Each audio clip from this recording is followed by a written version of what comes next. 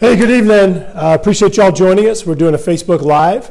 I'm going to give a few minutes for folks to go ahead and get on. But what this is actually a virtual town hall meeting. So we did it a little bit differently this time. We actually mailed out cards to let folks know that we were going to be coming live this evening. So I'm here live. You can go right down below where it says write a comment. You can type in a question, you can type in a comment, a frustration, anything that you want, just any questions that you have. I'm going to go through those and we'll be answering your questions, your comments right down below. So I just want to say again, you can go down below, you can write a question, a comment, a frustration, an idea that you have, and I'll be going through those and answering those questions. So this is a live forum. It is right now 8:48 in Washington, D.C., 7:48 at home. We are on Monday, Tuesday night. We're going to be on for a little over an hour perhaps tonight, going through, answering your questions, comments, anything that you may have. Again, I'm Congressman Garrett Graves. I represent 13 parishes in South Louisiana from north of Baton Rouge and Point Capee, East Feliciana, St. Helena parishes, all the way through the Capital Region, down through the River Region, in St. John, St. Charles, down to the Bayou Region, in Lafourche and Terrebonne parishes.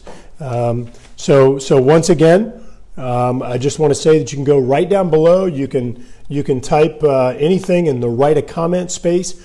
I'm going to go through and start answering those. I mentioned that we represent 13 parishes. Some of the things that we do in addition to legislative activities, working on bills up here in Congress, is we also work on helping you all deal with federal agencies.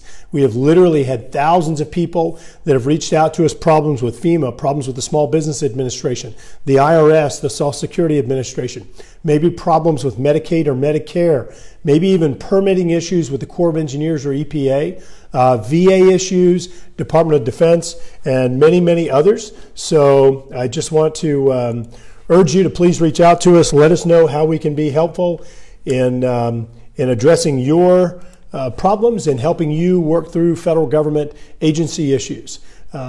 Just yesterday, I had a meeting with officials from East Baton Rouge Parish, including our mayor, legislative delegation, folks from Livingston and Ascension parishes as well. We talked about the next steps on the COMEET project. We had the Corps of Engineers there. We also talked about the West Shore project. St. John, St. Charles, and St. James Parish presidents were there. So we talked about that. They had officials from Iberville Parish and other areas. We talked about the Amite River, Bayou Manchac, Bayou Paul areas. We also did a groundbreaking ceremony with the governor and Secretary of Transportation Shawn Wilson on the new Terrace Street alternative, which lays the groundwork to eliminate ultimately the Washington Street exit, the only place in the United States where the interstate drops down to one lane.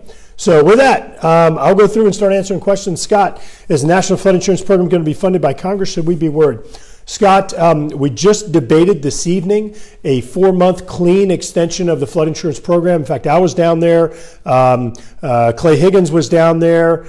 Steve Scalise was down there. I know Cedric Richmond was down there for a while. We all talked about this. I'm not sure if Cedric did, but I know that he was down there talking to other members getting this going. I think we are going to do a clean 4-month extension, which would bring us to the end of November. It'll give us the opportunity to talk a little bit more about some of the policy reforms, but we'll probably post our speech up on here. So, Scott, I think that it will ultimately be there.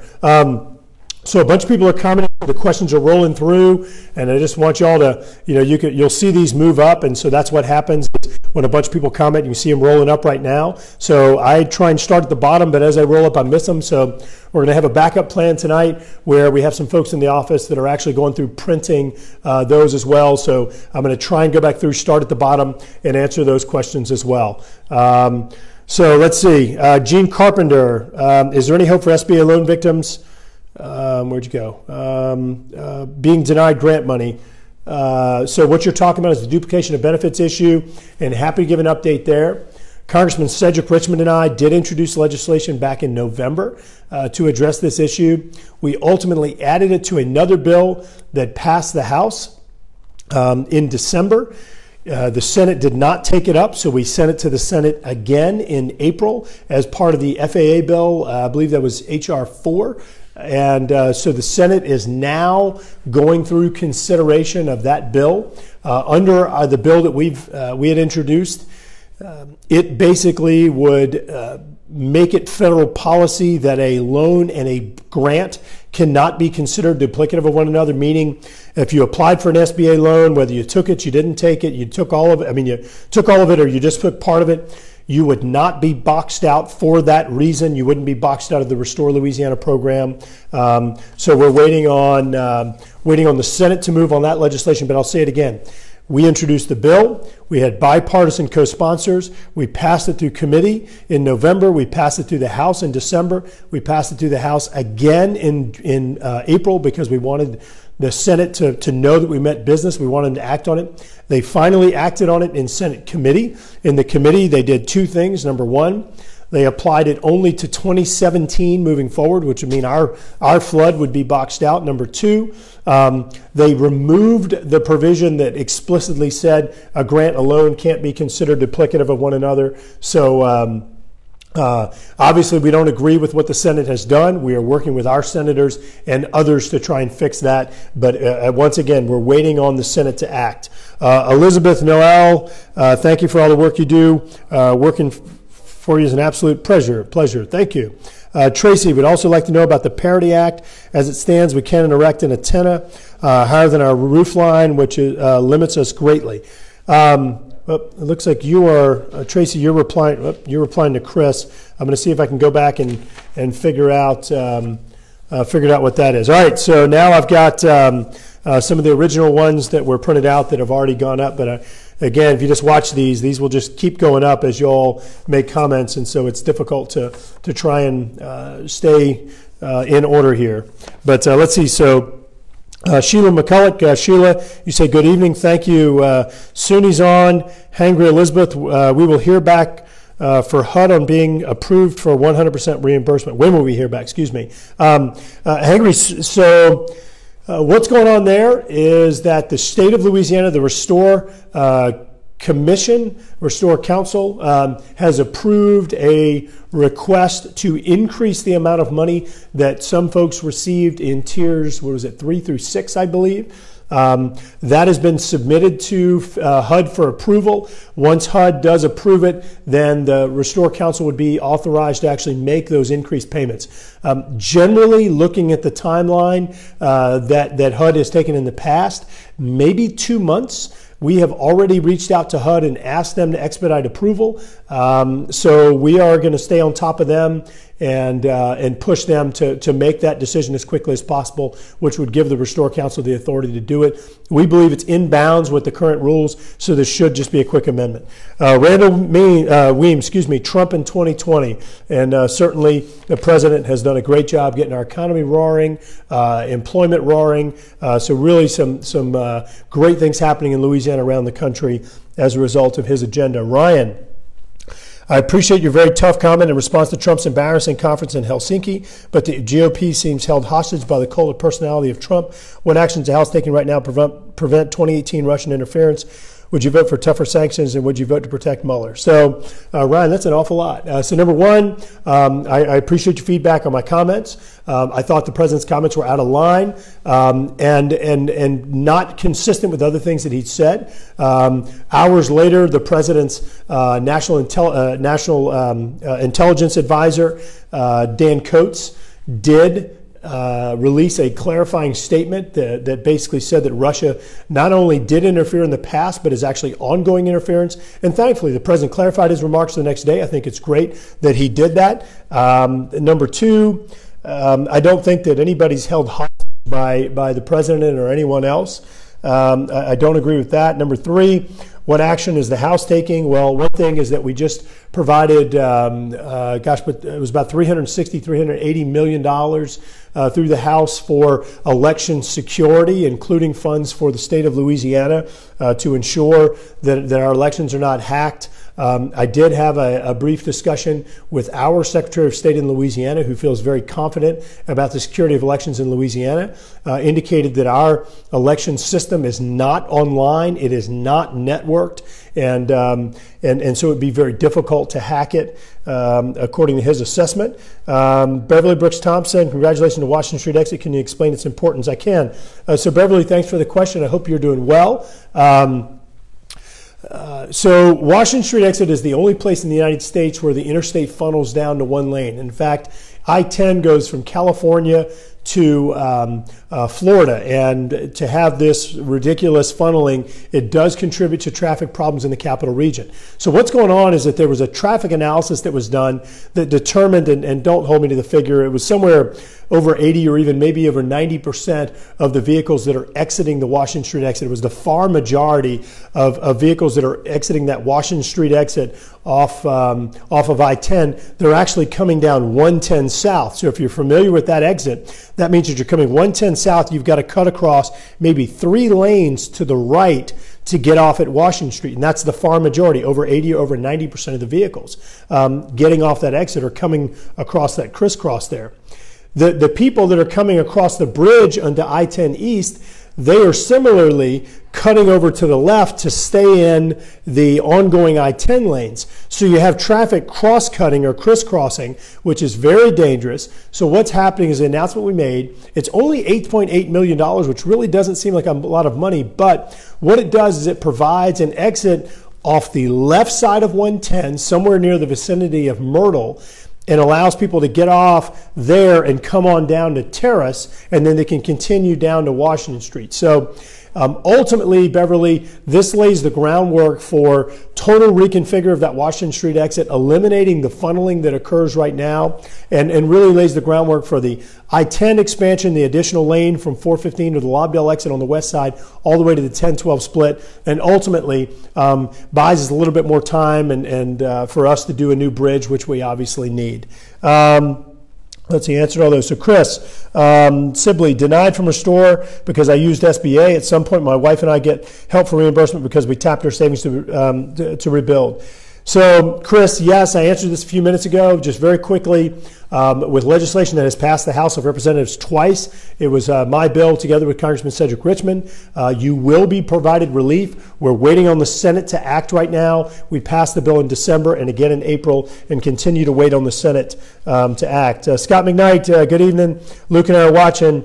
Looking forward to seeing you next week. Scott, thank you, and Luke, appreciate y'all being on. And more importantly, I appreciate all of you participating in your government. Look, we represent over 750,000 people, and we enjoy doing these Facebook Lives like this because it doesn't matter if you're down in the coast in Terrebonne Parish, it doesn't matter if you're in New Roads, if you're in Lettsworth, if you're in St. Helena, East Feliciana, it doesn't matter where you are, Baton Rouge, Gonzales, Denham Springs. You can be right there in the comfort of your own home. You can be sitting on your couch in your pajamas, and you can be participating. So Luke, Scott, and all the others that are on, I appreciate you guys being on very much. Just to give you a quick statistic, we did one of these last week. I think we did it at 11 p.m. to midnight, local time in D.C., and we had, I think, over 6,000 people watch the video. We had over 20,000 people reached. So it just gives you an idea of how pervasive or how many people we can reach out to and connect. So Henry, we need to do something about drug costs. Several type 1 diabetics have died because they cannot afford insulin. We need to do something. Henry, I agree with you. I think you've asked this question before. While you may be aware the president has recently taken steps to help bring down drug costs, I think we need to do more, which includes allowing people to re-import drugs back from other countries. If you can buy the same drug in Canada for 1/10 the price, so if it costs $10 in the United States for one pill, and in many cases you can buy it for $1 a pill in Canada.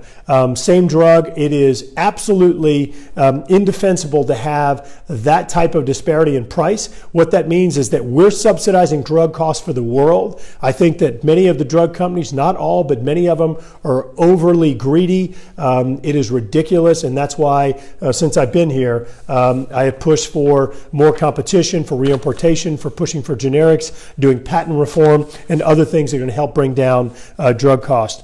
Peggy, you're asking the same thing. What can be done about the cost of insulin? And Peggy, I just answered that question for Henry, and totally agree with you. And again, that's why in the 3 years I've been here, we have supported drug negotiations. We've supported reimportation of drugs. We've supported pushing for more generics, faster approval of generics, and also the reimportation issue, which I think is really important. Craig McCulloch, thanks for being on, Craig. I hope you're doing well, and I do want to get together with you for lunch again soon and check in and see what's going on.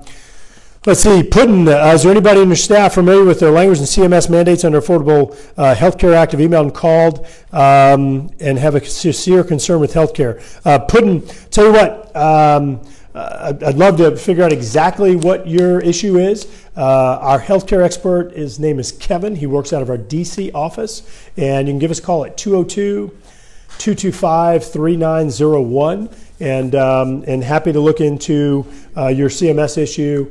But again, 202-225-3901, and most of our policy issues are handled out of our Washington office, where I am right now. So Puddin, if you can give us a call there, and I hope you're doing well. Sean, Brett Kavanaugh, so that's the Supreme Court nominee that President Obama has put forth. I think that he's a solid nominee. The guy's, I thought his speech at the White House when he was nominated was fantastic. I thought he was very open. I thought that he talked about really not being an activist judge, meaning really writing law or creating law from the bench, but more so interpreting the law, which I think is the role of the courts. So I'm a fan. I'm an advocate, and certainly want to see the Senate approve his nomination. Let's see, Ryan, please do everything you can to block our president. Well, Ryan, you know, I'm not going to make that commitment. You know, Ryan, there are a few things going on right now. So, number one, there are more jobs available in the United States right now than ever in history. The lowest unemployment rate for women in 21 years. The lowest unemployment rate for African Americans and Hispanics ever. We're seeing a booming economy. Folks are getting tax breaks, which means they're getting more of their own paycheck to spend. Look, I'm here to represent South Louisiana. The president has the whole country to represent. So I don't agree with him 100% of the time. I do agree with him the far majority of the time. There have been instances where I don't agree. I step up and I raise those concerns. I work with them. I'll tell you, we've had some success. We pushed back on some of their missile defense spending requests, and ultimately he ended up signing a law that provided more funds. Didn't agree with some of his early policy statements about Israel. He's changed those. Didn't agree just last week, as I think you commented earlier, on Russia. He's modified those statements and clarified. That's great. So look, coastal funding. They proposed to cut some of our coastal funding. We pushed back. We had meetings with the Secretary of the Interior, had him come down to Louisiana. They put them back in the budget, and we were able to protect those funds. So, you know, look, he has the whole nation to represent. I don't. I just represent y'all in South Louisiana. And so we're not always going to agree 100% of the time, but I think that he has been very good for this country, making this country more competitive, helping out our small businesses, and helping people to keep more of their own paychecks. And I think that's what is supposed to happen, and a president fighting for actually Americans. Let's see, where was I? So on this one, let's see. Oh yeah, John Bridges, thanks for being on, John, and appreciate all your work with Cajun Navy in Louisiana and in Texas and other places. Deborah Todd, hope you're doing well. Deborah, I hope you get a good Harley ride out this weekend, although I think it's going to be a little warm. Dennis, when do you think work on the Amite River dredging will begin? Dennis, we had a meeting yesterday. Mark Harrell from Livingston Parish was there. We talked about a lot of the projects and the $1.4 billion in new funding that we announced, some of the other funding totaling $3 billion for new flood mitigation projects that we announced. So we're waiting right now for the parish and the state to decide what needs to be done in terms of the dredging, how much needs to be dredged, where it needs to be dredged. The Corps of Engineers is doing a hydrology analysis to determine, once you finish the Comite project and you finish what's known as East Baton Rouge Parish Flood Control Project, what that will do to flows in the Amite River, and so what capacity you need. And so that will inform where you dredge, how you dredge, how much it's going to cost, and things along those lines. Good news is, Dennis, is that the money's available. So the money effectively is in the bank to do this work. We just need to figure out, again, how much needs to be done. Gretsch. COLAs are gotten for SSA recipients, but lasers can't get for state retirees. Can you assist in getting state legislation for COLA? So let's see. So I think COLA is a cost of living allowance, and I think what you're saying is that that under the LASERS program, which is the state retirement program, folks are not getting a cost of living allowance, but the federal level they are. That would be, as you indicate, a state legislature issue. We certainly can weigh in with state legislators that represent communities in South Louisiana, and happy to do so. I did work for the state for a little while, and so I actually have a LASERS account, but I'm not drawing on it, obviously. Leanne, thanks, Ann. All right, so what was Ann? Was he saying something particular I should replay it for? Well, Leanne, I'm not sure I missed. Philip Frady, wait a minute up, Garrett. Thanks, Philip. I appreciate the encouragement. You're always very helpful and encouraging. I appreciate it, Philip. And also, Philip, I want to urge you, if you have ideas for Congress, legislation ideas, feedback, then feel free to reach out to your congressman in New Orleans. Philip, I don't represent that area, but I do appreciate you being on. Judy, Restore said everyone would get 100%. That's not true. Phase 1 and 2 did not get all the construction funds. Yeah, Judy, I don't know that I don't think their announcement was that they said that everyone would get 100%. I think that they were doing modifications for certain flood victims that got a lower cost share or a lower reimbursement rate. But we will post, we actually did post on this a while back, maybe a couple weeks ago, but we'll refresh that and put it in below, Judy, your comments, and make it clear exactly what the request is to the Department of Housing and Urban Development for Restore Council. John, yes, he has, and I don't know what that's in response to, John, but thank you. Daryl, why most of the new vehicles are fuel flex or flex fuel, but not many places sell it? Daryl, I think a lot of it has to do with demand. Demand in terms of those types of fuels. And so if there's a certain kind of fuel that you're looking for, I'd urge you, go to your service station, the gas station you go to, and let them know what it is that you're looking for. Mark, please work to restore net neutrality. Mark, we posted a video on this a while back. Both privacy and neutrality on the internet are pretty big concerns of mine. We did take some pretty tough positions on this a while back and indicated that, especially on the privacy issue, we have strong concerns with the way privacy is handled. We think that people need to have total control over their own private information. And if I get on the internet, and whether I am using a browser that's collecting information on what I'm doing, my internet service providers collecting information, websites, edge providers, any of them, I think that that's something that we need to explicitly give them permission to collect and use. Otherwise, I think that that's an invasion on our privacy. And also, who was it? Daryl? No, Mark, excuse me. Mark, I also want to make note that we need to maintain the environment that has allowed our internet to thrive for decades and become this amazing conduit for economic development, for connectivity around the world. So very important. Justice, how difficult is it to work with Nancy Pelosi? I got to say that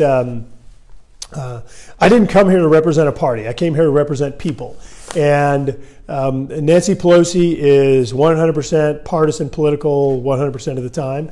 And so I don't enjoy working with people like that. I'll be very candid, I don't. I love people that like to work on policy issues, and so I do try to do a lot of work with people, regardless of party, that like to work on policy and really provide solutions to government inefficiency and fixing some of the problems that many of you have identified for us. So we continue to do that on a regular basis, and she's not one of the members that I've really tried to work with, because I just think that it's really, really challenging to work with her. Ashley, will you be signing on to show your support for the new Disability Integration Act? Ashley, we'll certainly take a look at it, but thank you. Caleb, please keep government regulation out of the internet. And Caleb, I think you're probably talking about net neutrality issues, and I think I just addressed that. Let me grab my pen here. All right, so I need to make sure we follow up with Ashley here. So I'm going to circle you, Ashley. And we also had Judy. I mentioned that we would post the restore request as well. Barbara, duplication of benefits update, please. Barbara, I've updated that one a couple times. I tell you what, I'm gonna wait a few more minutes and wait a few more minutes and wait for someone else to ask the question, just so we don't have to answer the same question 10 times. But just want to let you know what we're doing right now. We're doing a Facebook Live. I'm Garrett Graves. I represent 13 parishes in South Louisiana in the Congress. There are about 750,000 people that live in those parishes from north of Baton Rouge down through the Capital Region, River Region, Bayou Region, down to the coast in Terrebonne Parish. And we're doing a Facebook Live. So it is 8:14 p.m. Central Time, where y'all are in Louisiana. And it is 9:14 p.m. here in Washington, D.C. On Tuesday evening. So we're doing a live Facebook. You can post comments down below, and I will be going through answering those. Reby, I feel you're working hard for your constituents. Your efforts are appreciated. You take your personal time from your family and provide these updates for us all. Glad to hear you felt the president's comments were out of line. Look, I know that some people, Reby, and thanks for the positive feedback. I do appreciate it, but I also appreciate the constructive criticism. Look, some people have gotten mad at me for commenting the way I did. Some people have said, oh, that's great. Look, something that's really important for all of us to keep in mind. The president represents all 50 states, the entire nation, all 320, 330 million people. And we represent South Louisiana. And so we're not going to be 100% in alignment. And you know, like I mentioned a few minutes ago, at one point, the White House had proposed cutting coastal funding. Well, I don't agree with that. And I'm obviously not going to stand by and say, yeah, that makes sense. In regard to the comments in Helsinki, I didn't agree. I didn't think the comments were consistent with intelligence briefings. I didn't think it was consistent with the president's own previous statements. And so we asked them to clarify. They did it. And so that's great. Let's move on. But I thought that if the president did not clarify his statements, that those statements were going to come back and haunt him and haunt others. And so I thought they needed to be addressed. But as I mentioned earlier, Dan Coates, the Director of Intelligence, Director of National Intelligence for the United States, the President's Intelligence Advisor, clarified within hours, and the President clarified the next day. So I thought that was good. Louise, what about HUD guidelines that require 2 feet above parish requirements? Louise, under Restore, you are required to comply with flood insurance guidelines if you're going to rebuild your home. And so certainly anything we can do for a home, and let me be clear, that wasn't clear. For a home that crosses over a threshold of more than 50% damaged or destroyed, the home needs to be elevated to the current base flood elevation or above. And Luis, if you have specific questions or concerns about where you are, there potentially are parish, city, or town ordinances that may even be more strict than the FEMA ones for flood insurance. So if you would like some clarification, you can give us a call. We can look up your specific residence and see if we can help to clarify. Justice, you're asking the same question about how difficult it is to work with Nancy Pelosi, and I just answered that a few minutes ago, and we'll make note again that I don't enjoy working with people that are all partisan all the time, because in my opinion, things aren't black and white like that. Sometimes things are gray. Sometimes you can work with other people. I don't know if it was last week or week before, Congressman Joe Kennedy from Massachusetts, who represents a much more liberal area than we do. He and I did a bill together. It was a great government efficiency bill and innovation bill. It passed the House unanimously. And so, I try and find things I can work together with other people on, regardless of party, and just get stuff done. In fact, on the duplication of benefits issue that many of you care about, Congressman Cedric Richmond, Democrat from South Louisiana, represents New Orleans and parts of Baton Rouge. He and I co-sponsored the bill and got unanimous support in the House Transportation Committee. Janet, please address the SBA duplication of benefits issue. My 82-year-old aunt has a note to pay for 30 years. Ridiculous and sad. Janet, I agree. And just very quickly, once again, we're waiting for the Senate to act. The bill has passed the House twice. The Senate did pass it out of a Senate committee where they actually modified and in my opinion, and I think y'all's opinion, actually made the provision worse. It would, under the Senate committee passed provision, it would not apply to the 2016 floods, and you would not definitively get relief if you got an SBA loan, which in my opinion, that means you just gutted the provision. So we're working with the Senate to fix that. Chris, is there any sort of talks about healthcare reform? Chris, yeah, absolutely. As a matter of fact, just this week, working on additional reforms to health savings accounts, flexible spending accounts. Health insurance costs have gone up way too much. Premiums in Louisiana have gone up over 140%. Deductibles, as I recall, have gone up 60%. So we're paying more and getting less. I have the highest insurance premium and the highest deductible I've ever had in my life. And we're on the Obamacare exchange. I think it's awful insurance. And in many cases, we don't even hit the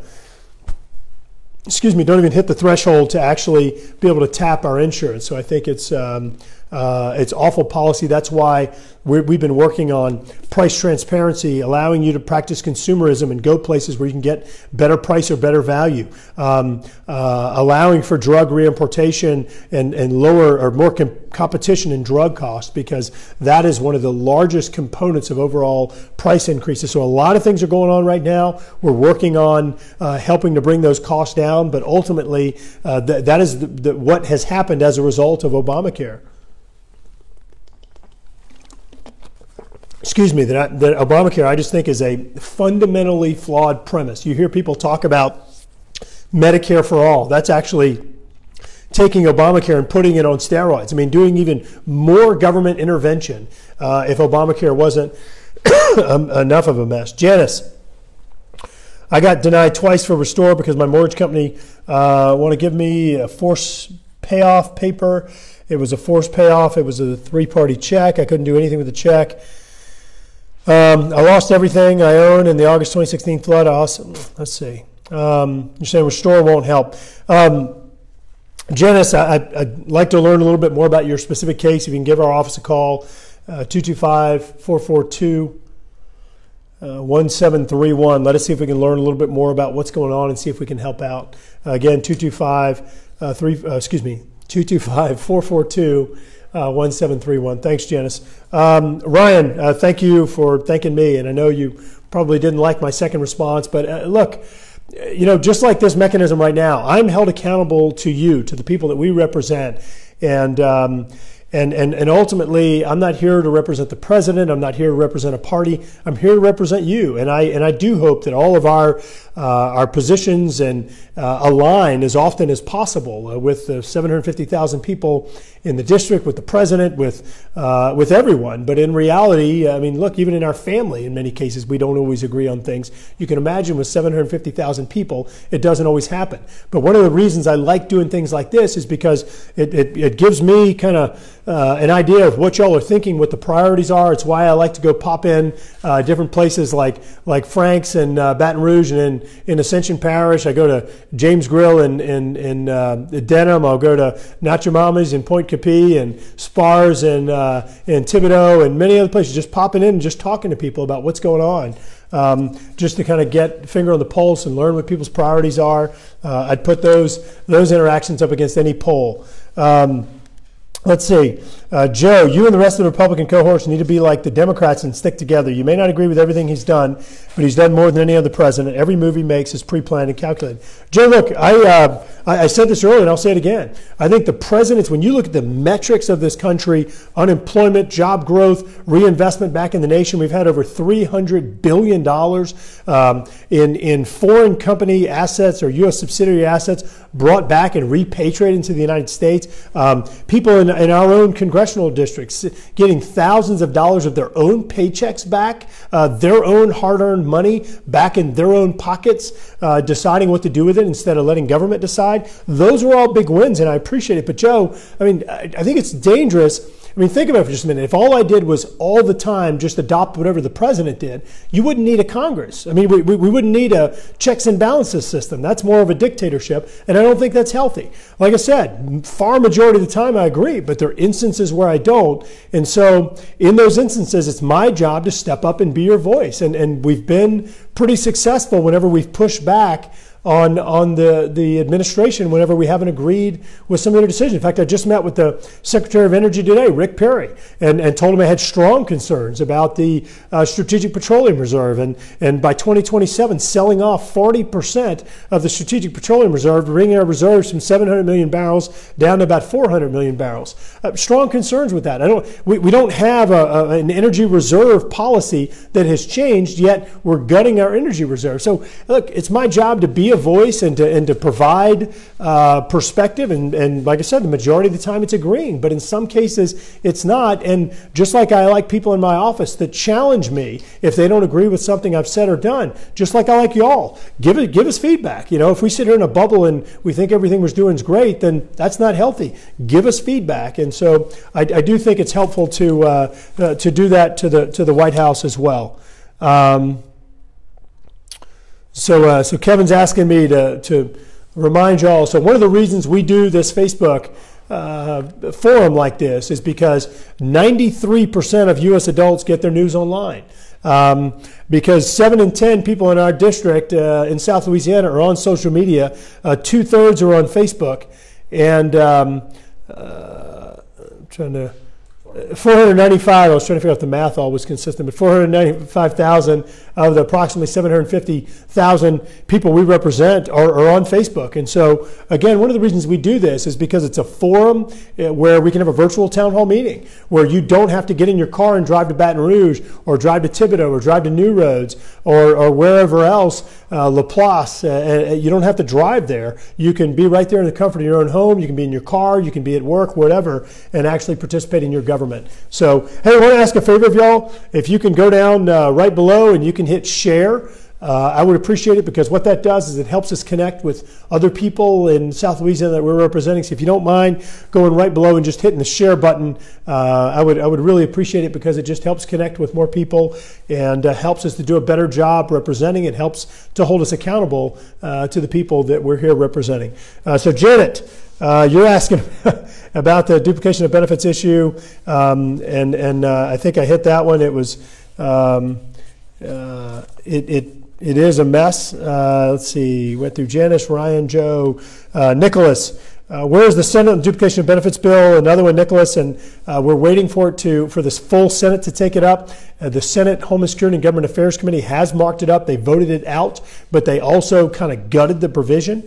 And so we really need them to restore it back to like it passed the House on the Senate floor.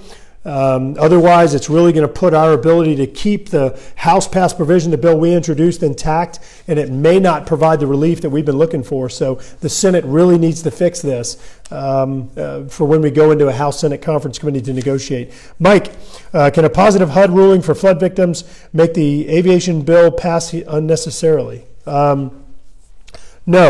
Mike, if I understand what you're saying is if HUD rules in support of what the Restore Council has asked, does that negate the need for the aviation bill, which has the duplication of benefits fix?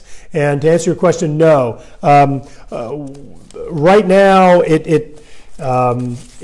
met with the HUD Secretary under President Obama, the HUD Secretary now. They're all telling us that they don't think they have the authority. I kind of disagree, but that they don't think they have the full authority because of Section 312 of the Stafford Act. I'll say it again. I don't necessarily agree with them, but we've asked all of them. Their attorneys have told them they don't have the authority. So the only thing that HUD could do is they could arguably allow for someone who was approved for an SBA loan and didn't take it, potentially allow for them to be eligible for Restore, but that's about it. Kent Ellis is suggesting that paper ballots are the solution to election security. Kent, there's one idea. I think that in some countries they've had, I can't remember, I was reading an article the other day where they had paper ballots in a country and they actually had more ballots than they had citizens in this one precinct or one city. Lindsay, so special. Lindsay, I'm not sure what you're referring to, but I hope you are enjoying this format and being on. So, Keith, the government theft of Social Security call WEP must end. And what you're talking about is windfall elimination. And I agree with you, Keith, effectively. Those who were public servants like teachers or police officers and other public jobs potentially are getting a discount, or their spouse is getting a discount on their Social Security, meaning they're getting a lower Social Security benefit because of their public service. And I don't agree with that. I think that it's bad policy, and that's why we've co-sponsored legislation to repeal or fix that. Let's see. Beverly, you're saying thanks for the clarification. Doing an excellent job. Beverly, thank you. And again, I appreciate all of your efforts in helping to improve Baton Rouge, and all of your efforts in the past on LSU campaign and others. Thank you very much for your service. Catherine, what's the House prepared to do to help keep places like schools safe from gun violence? Can you support any kind of common sense gun regulations? So, Catherine, we've actually done a number of things. There's a bill out of Congressman from Florida, Congressman Rutherford, who is a law enforcement officer, that he passed. We've actually provided additional funds for schools, for school security. We have, importantly, we have provided improvements to the NICS system, which is the background check system. And just for example, the Sutherland Springs church shooting that happened in Texas, if the NICS system had been working properly and the systems, the different law enforcement systems had been integrated, then that shooting likely would have been prevented, in that you would have prevented the shooter from actually getting a weapon. Pulse nightclub shooting potentially would have been stopped. The Parkland High School shooting potentially, I read that the police were called 36, 40 times on him. He was flagged by the FBI. San Bernardino shooting, there were some irregularities. So look, a lot of things that we've done are trying to make sure that the right data on people is there, that when someone tries to buy a weapon, that the background check has all of the accurate information that can help make an informed decision. But there are a number of other things we've done, again, through Rutherford bill, additional funds for school resource officers, security, and we're going to keep working on it. But Catherine, if you have some specific recommendations, love to hear those. We actually had our last batch of interns. We gave them this as a research project, help them, ask them to go through and do research looking at different ideas, and a number of things they came back with. We did a whole whiteboard exercise on it. They did a great job in the research and gave us a great paper. But one of the things that was very interesting is that, and my numbers are going to be off a little bit, but they went back and looked at all these shootings, and it was like, of the last 140 school shootings, it was like 132 of them had happened at public schools, and only 8 happened at private schools. And I found that interesting. Why? What is it about a private school setting that's different from a public school setting where that happened? And so we really need to dig into more things along those lines and understand what is happening, what we can do to prevent those types of awful atrocities from happening. Victor, if you don't support and follow the president, go get your resume straight. Sick of the BS. Victor, I've addressed this a couple times, and I'll just say it again. I support the president, but you don't need a Congress if all we're going to do is rubber stamp everything that the White House says. In fact, there's a bill that potentially was even going to come up this week that was not in the interest of Louisiana, that the Department of Interior was pushing, and we're pushing back. Steve Scalise is pushing back. Mike Johnson's pushing back because we don't believe it's in the best interest of Louisiana, and that's who I'm here to represent. I don't represent other states like New York, California, Wyoming. That's not my job. I represent the best interest of y'all in South Louisiana. Leslie, on the topic of elections, would you support paper voting ballots for our state? Recently read one of the few states who don't.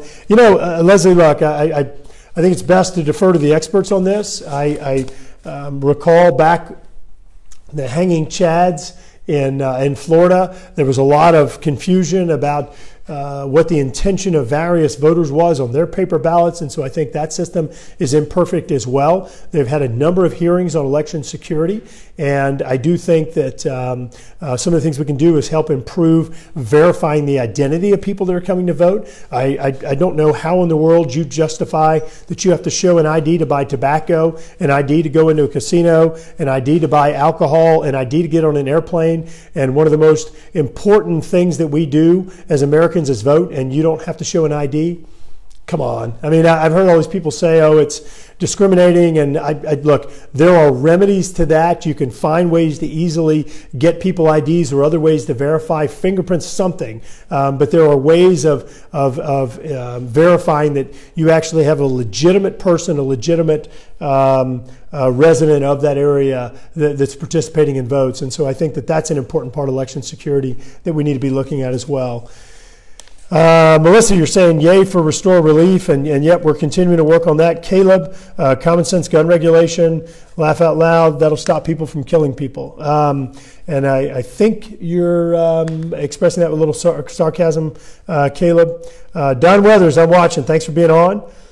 Judy, you're asking about the loop. Shreveport and Lake Charles have a loop. Why not Baton Rouge? Traffic is awful. And Judy, I agree that a loop, a bypass, something is needed. The majority of vehicles that are coming eastbound at the 10-12 split go on I-12, looking at a way to allow people to bypass some of the congested area right through the middle of Baton Rouge is one thing that should be looked at. In addition, doing a loop or bypass in the southern part, people that are going on Interstate 10 down to New Orleans. Those are all things that need to be looked at. Ultimately, data needs to inform those decisions, not politicians.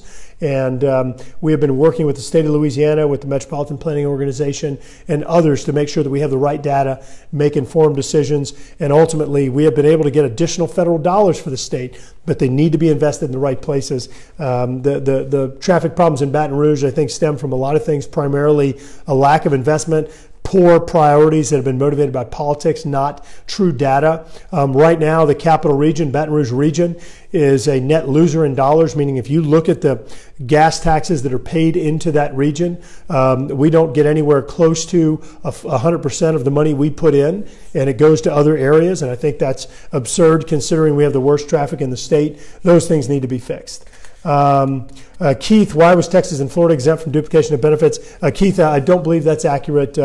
Actually, the Texas and Florida delegations have both co-sponsored our legislation. And so if you have some specific information or something you read, let us know. But those are their delegations are on our bill. They've co-sponsored our bill because they have the same concerns. In fact, Congressman McCall from Texas, Congressman Culver from Texas, Congressman Babbitt from Texas, Congresswoman Colón Gonzalez, Puerto Rico, Congresswoman Plaskett from Virgin Islands, and many others have all been supportive of what we're doing.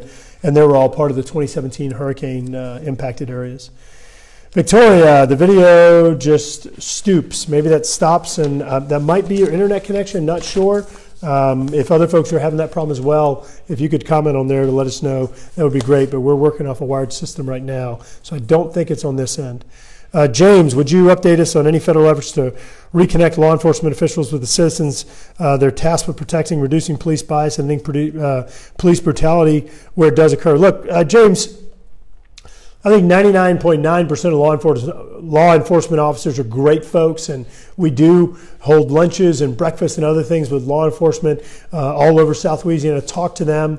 And I think they're great people, and I think that they're the peacekeepers. I think they're underpaid. I think they're underappreciated, and I think that in many cases you have people that are breaking the law that are trying to blame it on the police, and that's not the right reconciliation. In fact, you have recently seen, James, where people have been trying to attack ICE, Immigration and Customs Enforcement, because of what's going on with the border.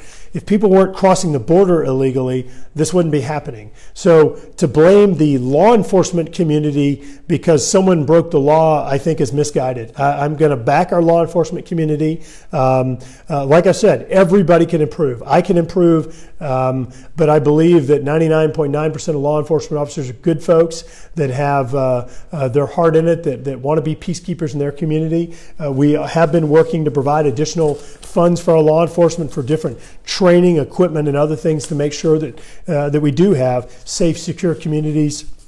And James, perhaps something that you're talking about is community policing, and I'm an advocate of that. Providing the resources to where our law enforcement officers can actually get on bicycles, can walk through our communities, and the only time we're engaging our police officers is not when we call 911, but they're just walking around and patrolling and meeting the community, and I am an advocate for that. All right, Ryan, you're replying to somebody and you're asking about laws. I'm not following because I'm not sure what you're what you're replying to, but I apologize. Aaron, do you have a plan, any plan for long-term reauthorization of the National Flood Insurance Program? Aaron, yeah, I've actually been talking about this for a while. Number one, I've talked about for years now how it is interesting that flood insurance is sort of put in its own bucket. You have fire insurance, and you have insurance from people robbing your place. You have different types of insurance related to heat or other types of storms, wind damage, and things along those lines. And so I think that what makes more sense perhaps is, and again, been talking about this for 3 or maybe even longer years now. And in fact, when I was working for the state of Louisiana, I did a PowerPoint presentation in the state legislature talking about the flawed concept of flood insurance. Right now, there's a program called Price Anderson. It has to do with nuclear power plants. There's a program called TRIA, Terrorism Risk Insurance. And what it does is that private insurers cover up to a certain amount of money. Then there's a federal safety net. I think that's one model. If you put all hazards together, then you can have that one model. One of the challenges with flood insurance is this, and I just talked about this in the House floor today. Flood insurance is just a defensive mechanism. It's reactionary.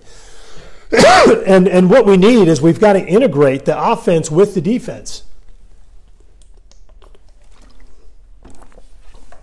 What I mean by that, Aaron, is that if we're spending money on Corps of Engineer projects for flood control and hurricane protection, if we're spending FEMA money on hazard mitigation or HUD money on mitigation, those dollars need to be informed. Where they're invested needs to be informed by where you have the greatest liability in flood insurance. Look, let's be honest. People don't move to areas and say, hey, I'm going to move to the bottom of this dry pond bed, and that way the next time it rains, I'm going to flood. Nobody wants to be flooded. It destroys your home. It makes you lose a lot of your family heirlooms and other valuables. That's absurd to suggest that people move to a place where there's risk.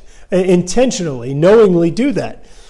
What's happened, and it's something that's happened a lot in South Louisiana, the risk has come to us, meaning that with the erosion of 2,000 square miles of our coast, with the additional water coming down this large watershed that the Mississippi River funnels down through our area, we are more at risk from an actuarial rate. But you don't charge homeowners and business owners because somebody up in the upper watershed is now sending more water to us, or because the Corps of Engineers caused our coast to erode. In that case, you're taxing the innocent, and that's not right. You're penalizing the innocent.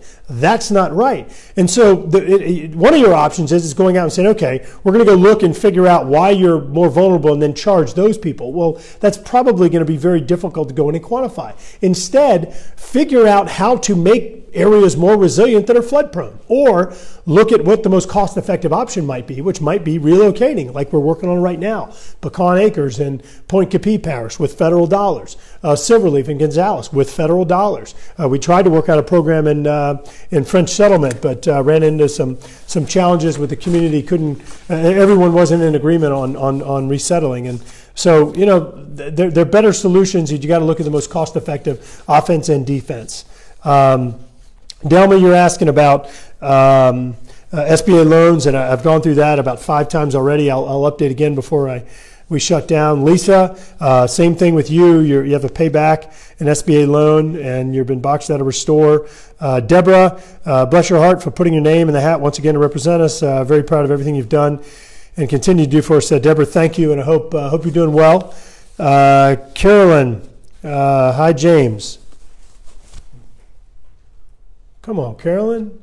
I'm not James. Roxanne says exactly. All right. Oh, you're replying. I see. You're replying to Deborah.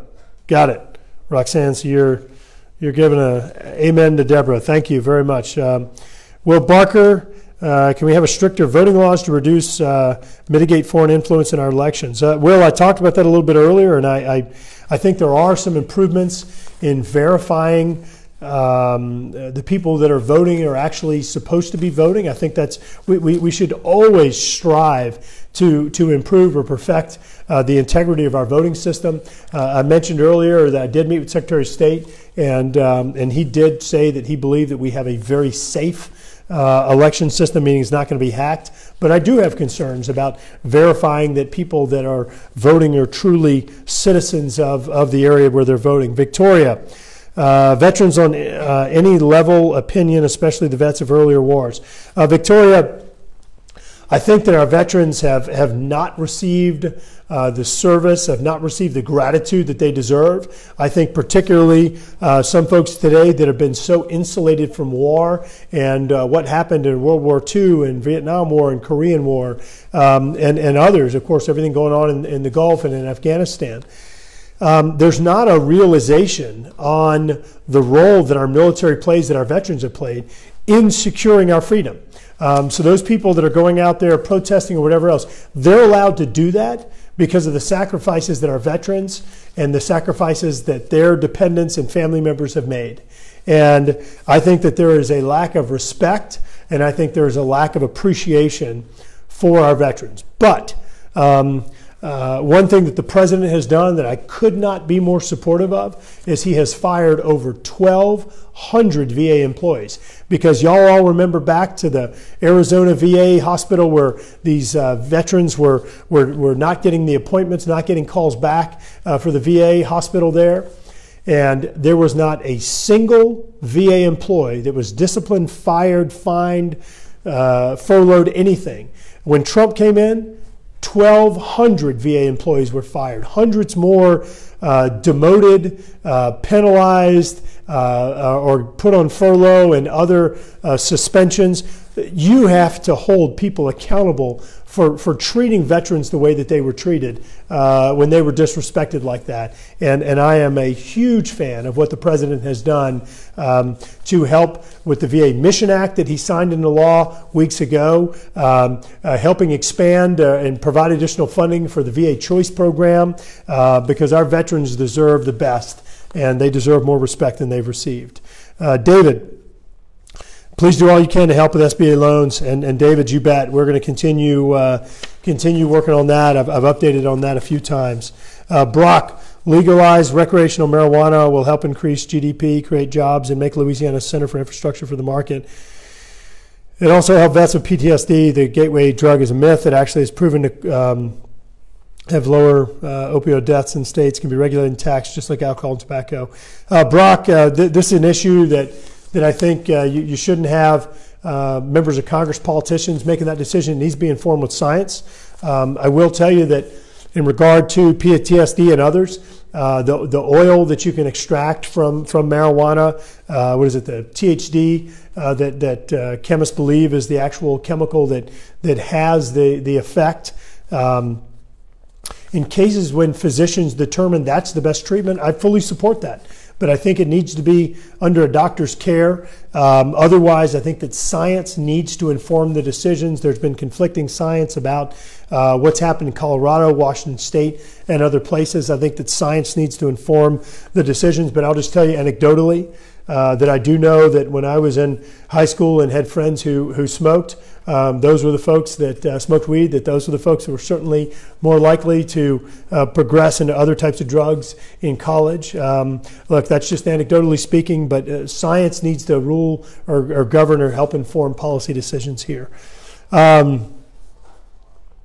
See, Julie, have you heard about Louisiana Restore calling recipients of a grant and inform us we need a new flood insurance policy and that the FEMA policy we've purchased is null and void? We have come up with $900 immediately. Why did they not take this off the top? Julie, I've talked to two people that have had somewhat similar. One person was told, similar to what it sounds like you were describing, that the FEMA policy they had in place was not sufficient.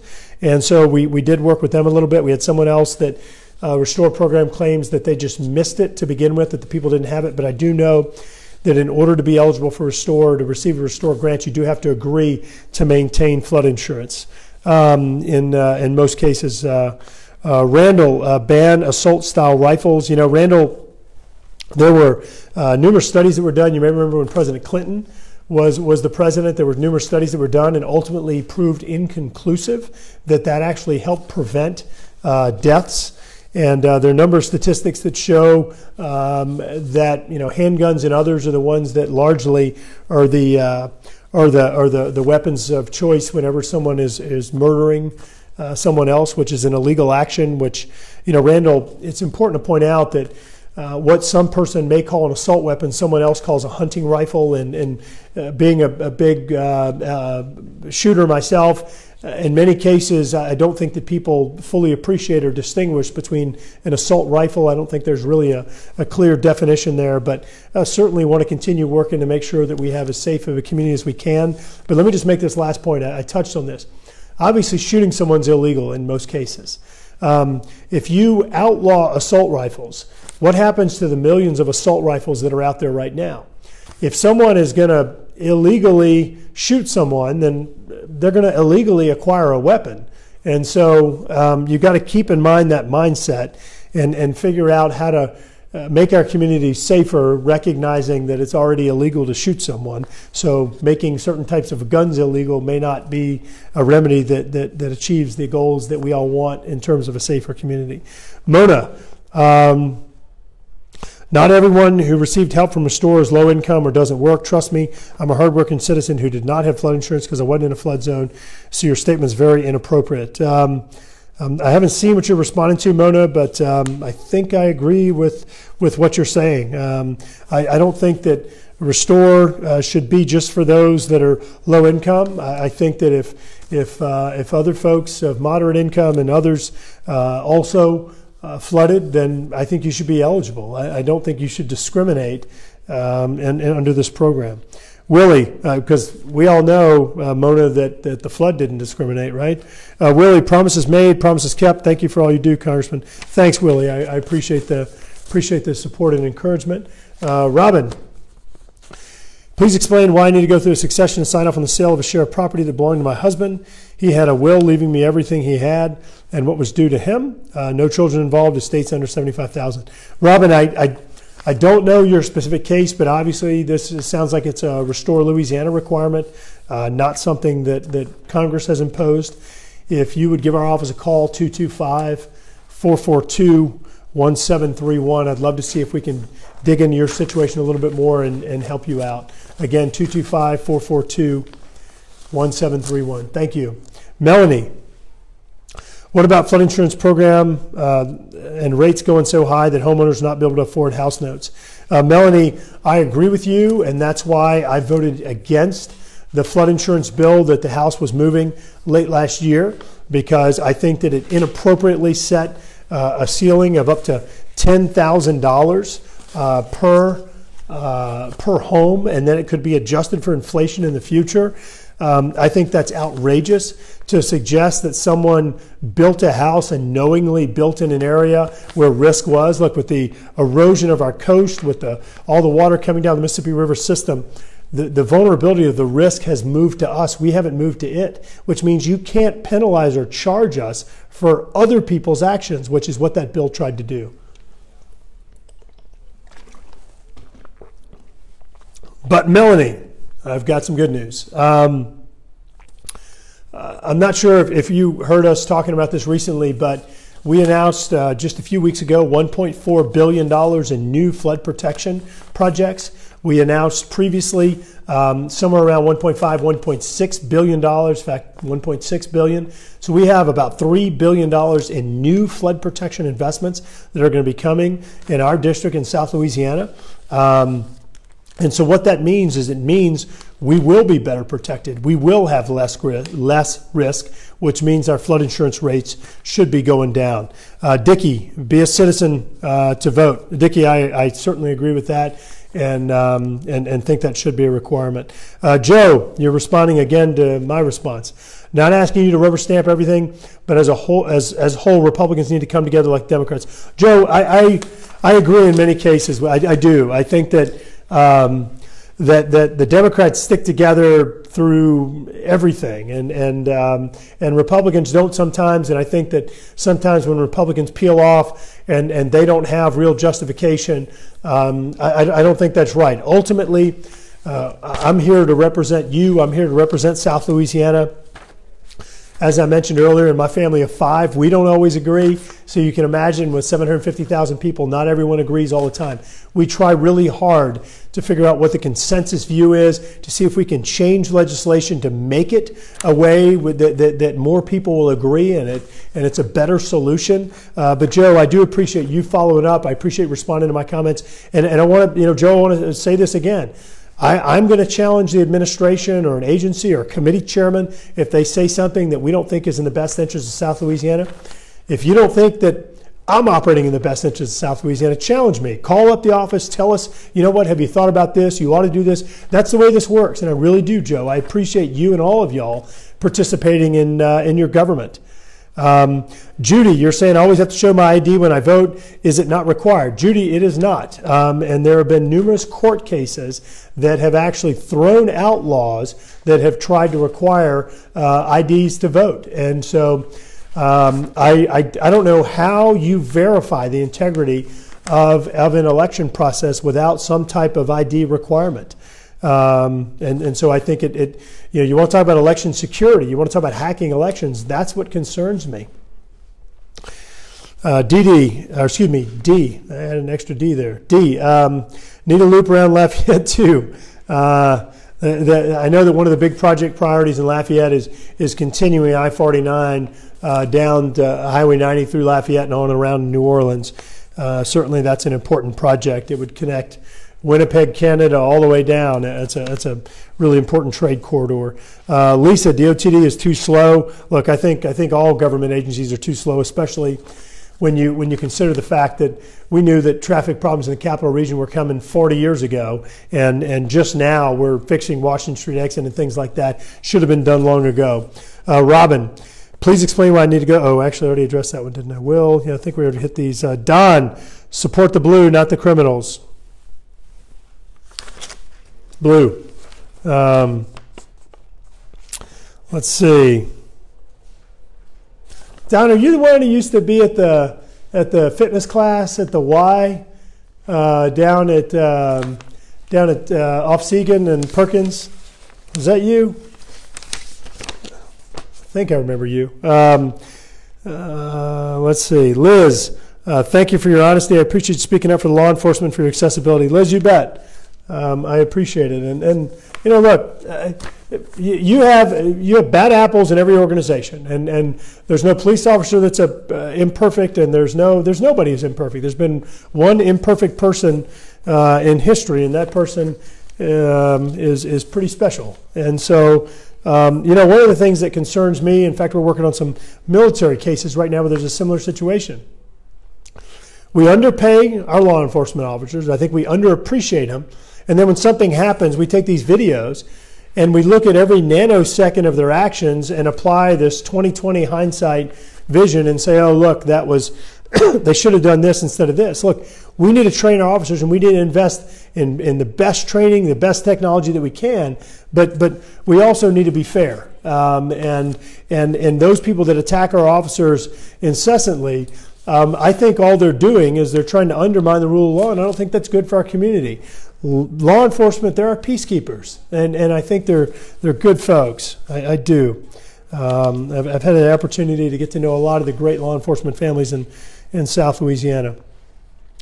D, good evening, Mr. Graves. When are our roads going to be fixed? I travel through other states, can see the roads being renewed, but ours are terrible. D, I'm not sure where you live, but we've got some really important projects going on. Right now, for example, on I-10 between Highland Road and 73, which is the Dutchtown Prairieville exit, they're adding an additional lane. That's a result of federal grant dollars that came to the state of Louisiana that we helped create a grant program in late 2015.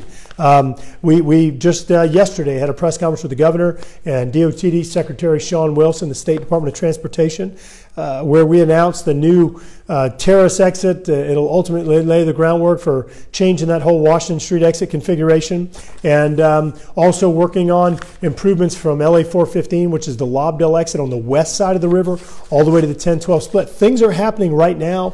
No, they are not as fast as you or I would like them to. They're not as fast as they should be happening, but we are trying to catch up from 40 years of underinvestment, and we have got to keep banging the drum that this needs to be a priority priority for the state of Louisiana. We were able to negotiate and get through grants so far it'll ultimately be about $600 million in additional funds, and we're continuing to work to get more dollars for the state. Jordan, a lot of us are excited about the privacy bill you mentioned last week. Any updates for us? Jordan, we are continuing to work on it. Something that's important to me is making sure that we have bipartisan support, so I am trying to work with folks to make sure we get bipartisan support. I think it'll help out our ultimate success, but we do need to have clear, universal standards for privacy. We can't tell Verizon and AT&T that you have to operate under these rules and then go tell Cox, Comcast, and Charter that you get these rules. We need to have uniform privacy standards that respects your privacy and lets you determine what happens to your information. You know what? This is an issue that really bothers me because I used this analogy a while back, but I'll try it again. You know, think about it. If you hired a plumber to come into your house to fix your kitchen sink, and so the plumber's in the house working, and you go to some other part of the house, and you come back 30 minutes later, and your plumber's on your computer looking through all your personal files, or they're in a file drawer pulling out different files that you have, looking up your financials.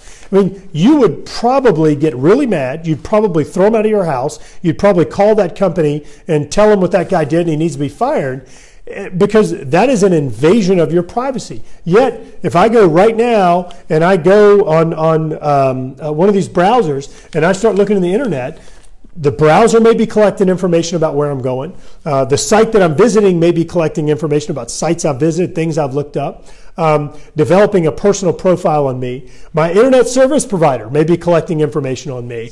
Google, Twitter, whoever, Facebook, looking up and taking the information, who I'm searching for, what topics I'm looking up. That's none of their business. It is absolutely none of their business. And when you start thinking forward to artificial intelligence, they're going to have all this information on people. They're invading your privacy. They know what you like. They're able to influence potentially what you want to do in the future.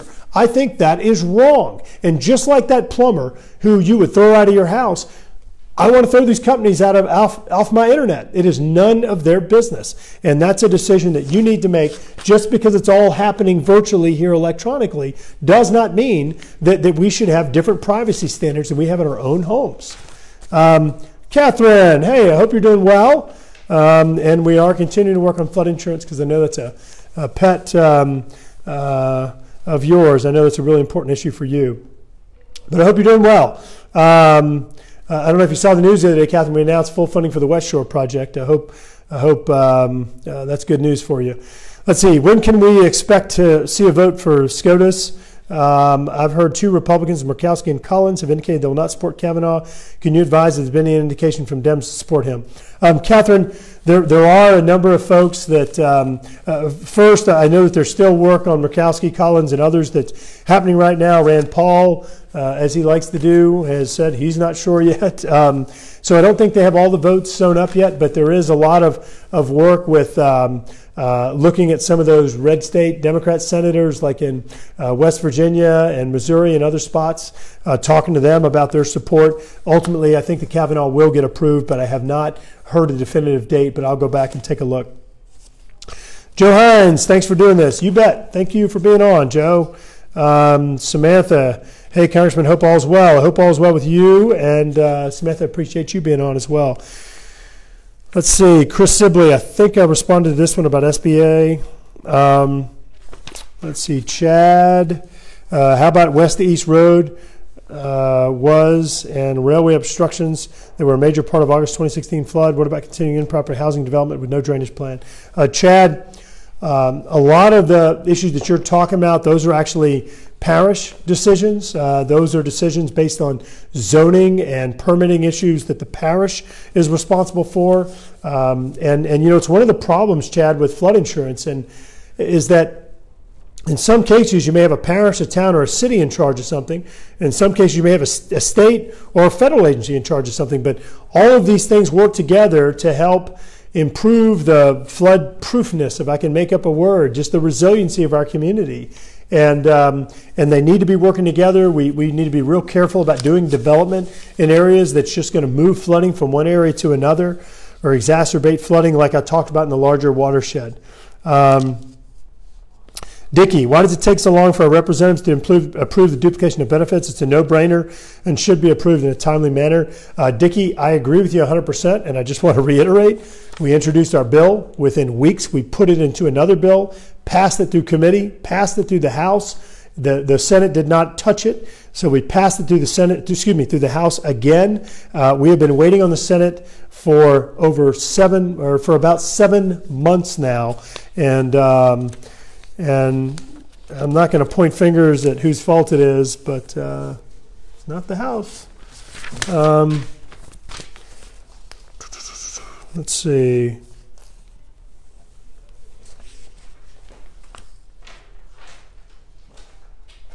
Okay. I want to remind y'all, if you can go hit share, that just helps us connect with other people, and I would appreciate y'all doing that, because it helps us connect with folks all over South Louisiana, and just great in helping to connect us and make sure that we're being held accountable. We're getting feedback from the people we're representing. So I want to thank the 56 of you that have shared so far, but I just ask if y'all don't mind going and hitting share. Just helps connect us with people. So thank y'all for doing that. Nolan, hope you are doing well. Let's see, I'm trying to remember, when is it Comate chapter, the next one? I guess I'll see you there. I think it's the next. Oh yeah, you're saying it. Oh no, you're not. You're talking about Comate project. Just joined in. I was at a CCA meeting. Thank you, and thanks for Modern Fish, Comate diversion. Now we need to fix duplication of benefits. Keep up the good work. Nolan, thank you. And yeah, Modern Fish was a bill that we had introduced months ago. We included that bill into HR 200. Which was the Magnuson-Stevens Fish reauthorization. It passed the House, and we're now waiting on the Senate to act for that. Randall, drug tests for assistance. Randall, I certainly do support states making those decisions, having the flexibility to require that in order for different types of taxpayer assistance. Meaning, if they're going to tap taxpayer funds, then I think that doing certain types of tests like that is appropriate. That way, if people is having it. See if I can get my words straight. If people are having addiction problems or other issues, then we can get them the help that they need for those issues, so they don't just get stuck in a merry-go-round of federal government welfare programs.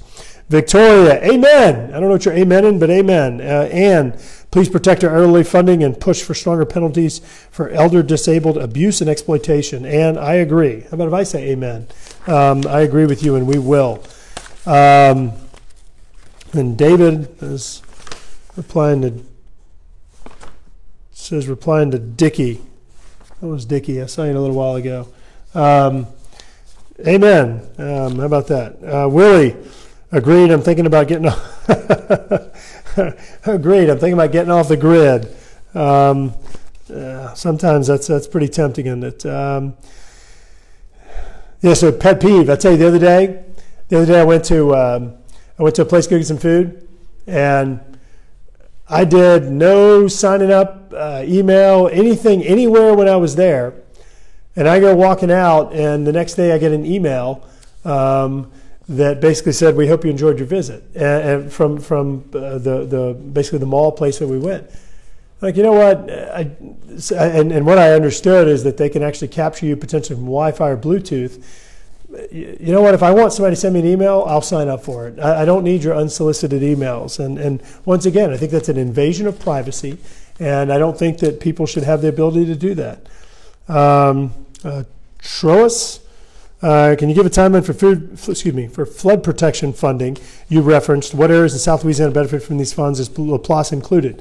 So, Mr. Clayton, good news is that LaPlace is included. There are about 5 or 6 different programs, but I'll go through the one that applies to you in LaPlace.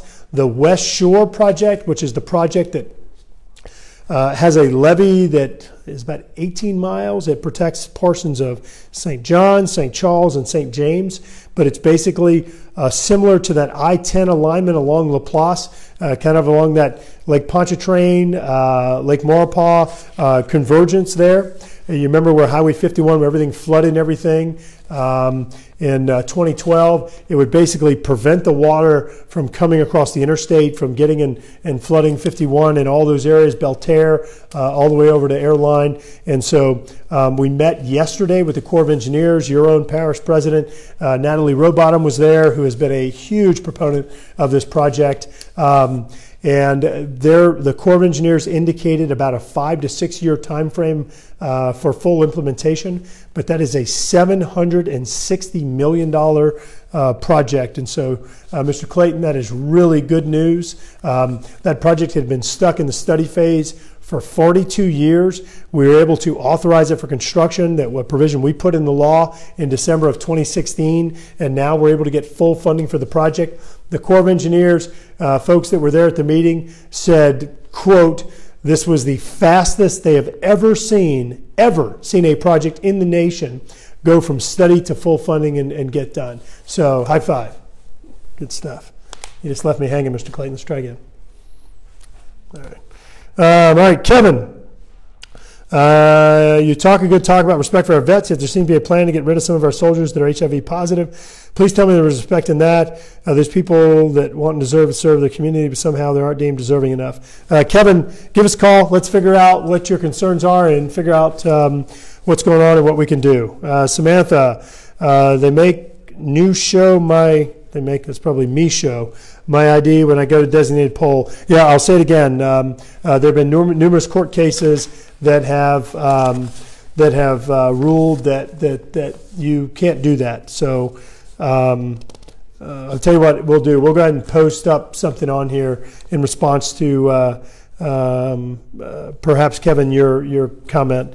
Just provide more information, or Samantha, excuse me, your comment.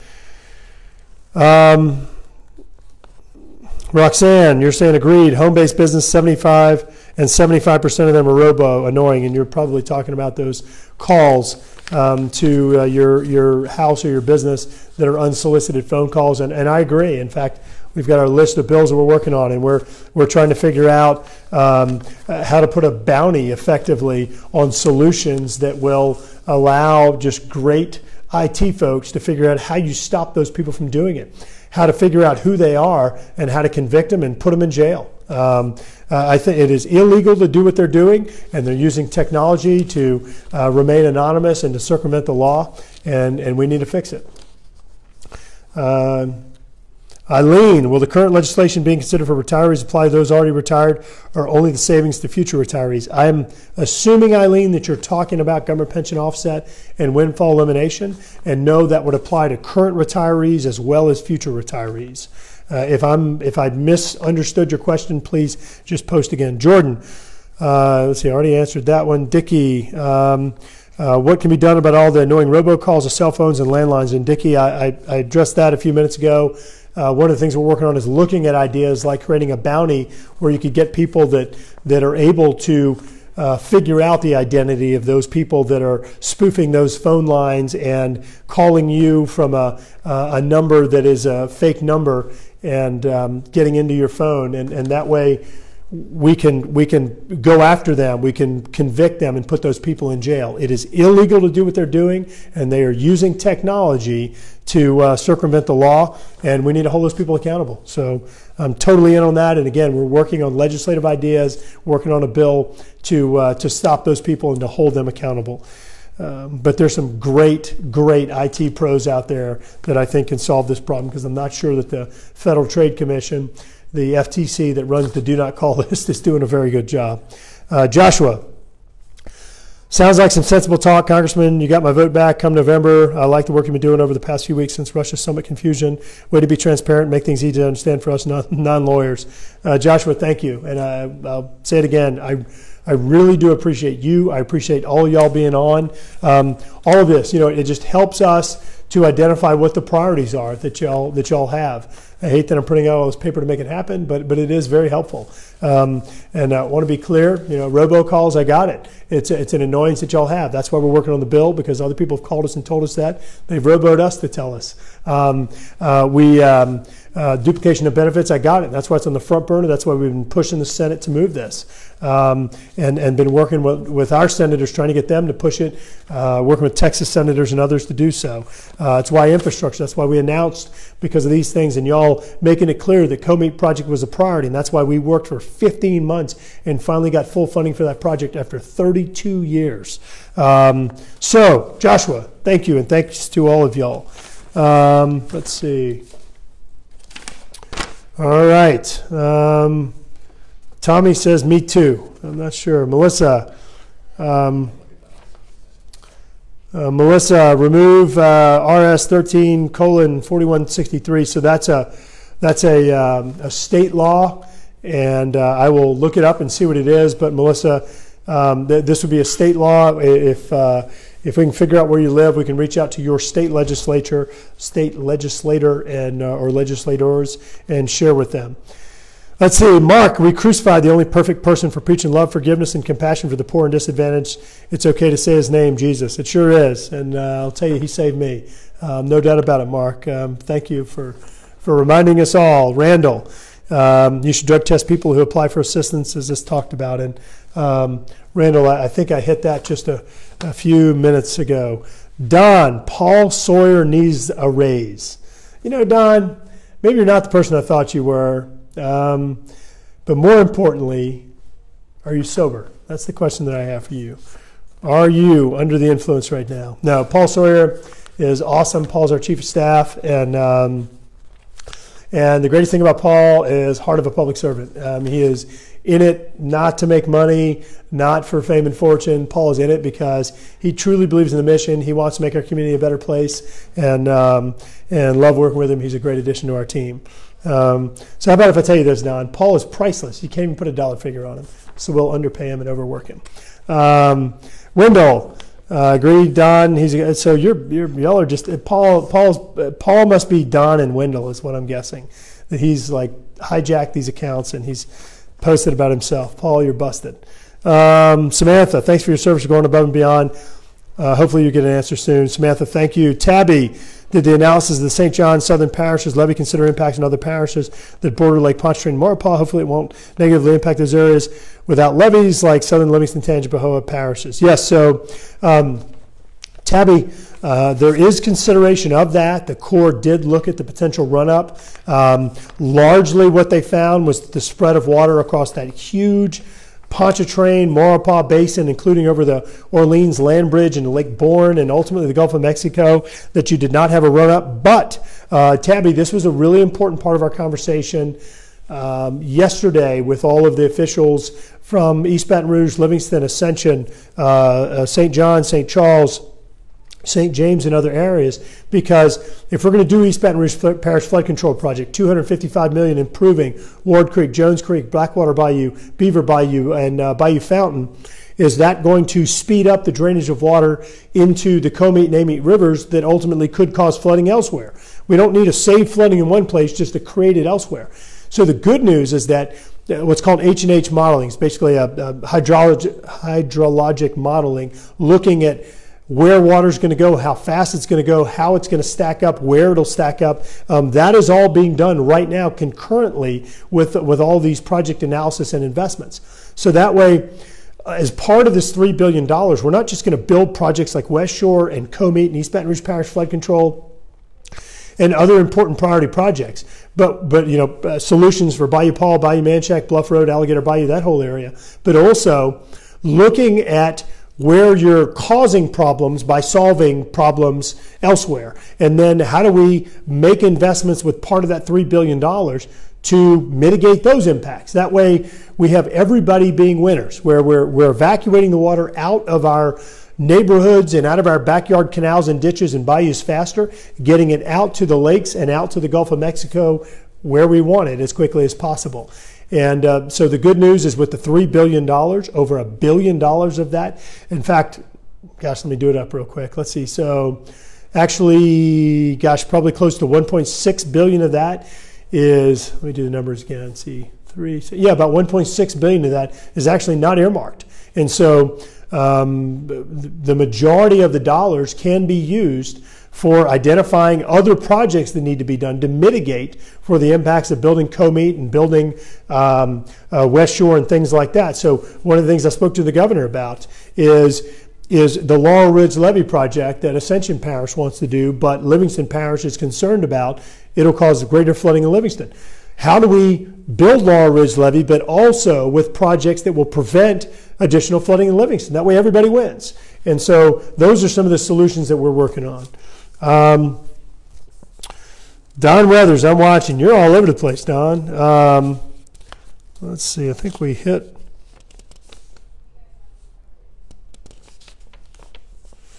Oh, look at that. Bill Amene's on. Thank you for being on, Representative. I hope you're doing well. Let's see. Victoria, I think we addressed you already.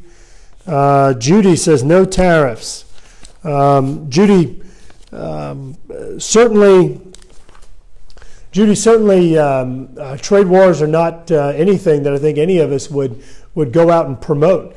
But I also think it's important that the president step up and challenge China when they're stealing all of our intellectual property. And what that means is your good ideas, your innovation, American companies, small businesses' ideas, China's stealing it, building it in China for a cheaper price, and then coming back, subsidizing it and selling it much cheaper price in the United States, to where the person who came up with the idea, the small business in the United States, in Louisiana, that came up with the idea, is then out of business. That's not fair.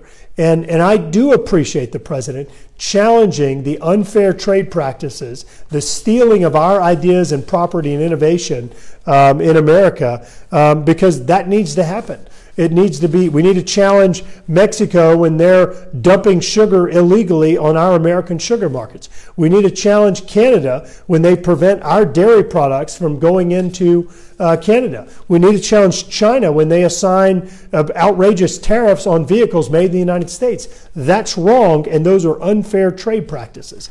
I think if American workforce is given a level playing field, I think we can win. We can compete and win. And I am not a fan of tariffs and having to do that, but whenever China's dumping crawfish on the United States and illegally subsidizing them, we need to have trade remedies. We need to stop them from doing it.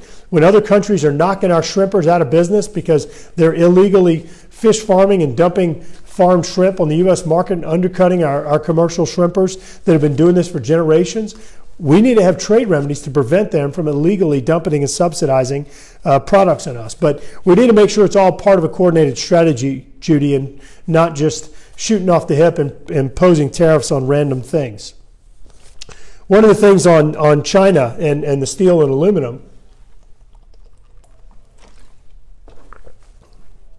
is what's happened. For example, we have two aluminum facilities, one in Geismar and one in St. James Parish, where I've met with them, and you have China coming in, dumping aluminum, on the market. Then they're also out there cornering some of the bauxite in Jamaica, Brazil, and elsewhere, which is a raw material to make alumina.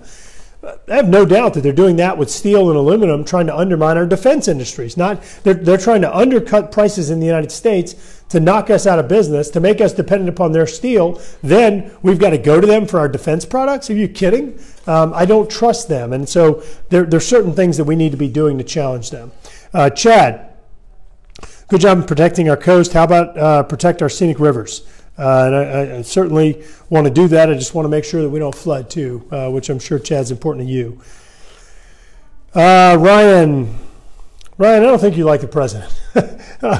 I'm afraid when the president calls the media the enemy of the people, the same week he meets with a dictator whose journalists murdered.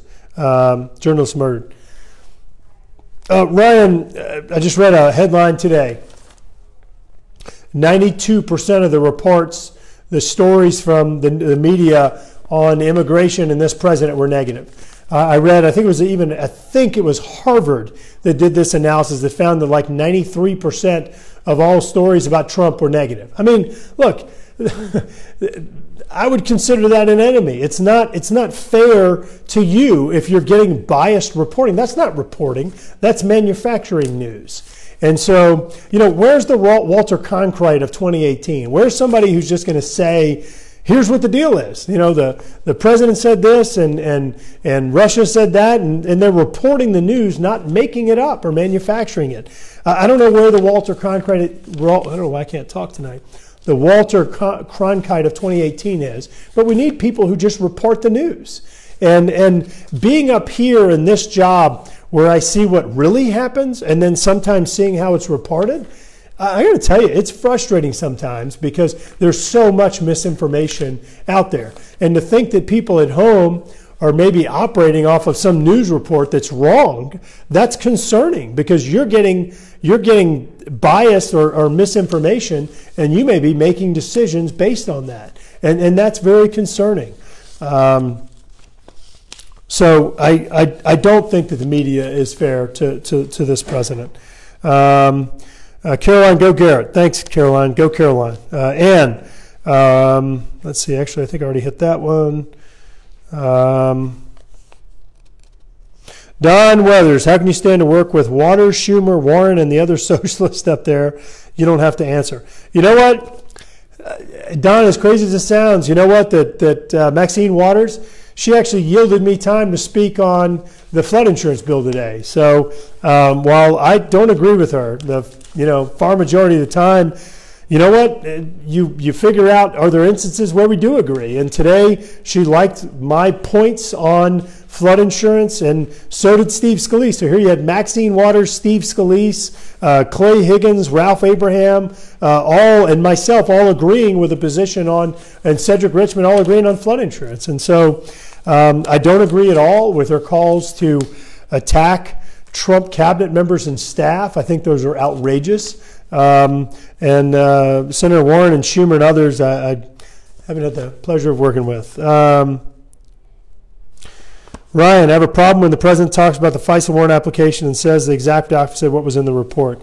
Ryan, I'm not sure exactly what you're talking about, but I will tell you I do have some concerns about how the FISA court works, and I've actually voted against some of the reauthorizations of some of the 901 authority and others that I think really get too close to our constitutional protections. You got to keep in mind one thing about those FISA courts that's very different than any other court. If the FBI is going to go file with the FISA court, that information will rarely ever see the light of day. And so it may not be accurate information that these judges are acting on, but because it's classified, it doesn't ever see the light of day. And that really concerns me because that means that it doesn't have the sunshine, it doesn't have the public scrutiny or the accountability that virtually all other courts have. And so I don't like the way that court works. I haven't figured out what the solution is, but I've got it on the marker board as another item that I think we've got to have better accountability there. If you have bad information going in, then you're going to have bad decisions coming out. And without the scrutiny of that information that's being submitted to the FISA judges, I get really concerned about the decisions that they're making. For example, how much of their decisions were based on the dossier that I don't believe is accurate. Let's see. David and Lori Harriman. Ryan, give it a rest. The forum isn't for a soapbox. Let's see. Lisa says amen to Melissa. Blair, can we please work on getting Brad's wife rehired? Dang it. I just stepped into that one. You got me. Joe Wiley. Joe, hope you're doing well. Haven't seen you, but I've spoken to your brother. President brought trade issues to the voters like no one has ever done. President made immigration a central issue, hammering ISIS, hammering enemies in the Middle East, common sense approach to Russia, doing so much now in interest of the United States. Thanks for all you're doing to support the president's agenda. Joe, thank you, and I appreciate it. And Joe, you make a really good point.